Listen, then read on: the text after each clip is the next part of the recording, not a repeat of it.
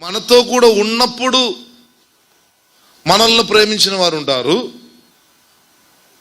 ప్రేమిస్తున్నారు కాబట్టి మనతో కూడా ఉన్నవారు ఉంటారు. అర్థం కాలేదు? ఏమర్థమైంది?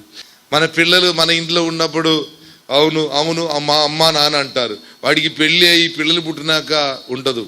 ఎందుకంటే నాతో కూడా ఉన్నారు కాబట్టి నన్ను చాలా మంది ప్రేమిస్తూ ఉంటారు. ఆ ప్రేమలో ఎంతవరకు దాని ఆయుష్ ఉండదు. దానికి ఆయుష్కాలం ఎంత? తక్కువ. కానీ కొందరు ఉంటారు, ప్రేమిస్తున్నారు కాబట్టి ప్రేమను బట్టి కొందరు మనకు తోడుంటారు. ఇది నిజమైన ప్రేమ. హల్లెలూయా. నేను మీతో కూడా ఉన్నప్పుడు మిమ్మల్ని ప్రేమించుట అనేది నిమిత్తం, అది.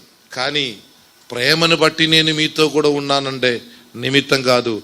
దాని వెనక ఉన్న కారణము నిజమైనటువంటి ప్రేమ. ప్రేమను బట్టి మనతో ఉన్నవాడు నాకు తెలిసి కేవలం ఒకడు, క్రీస్తు. ఆయన నాతో ఎందుకు ఉంటున్నాడంటే only because he is love and he loves us.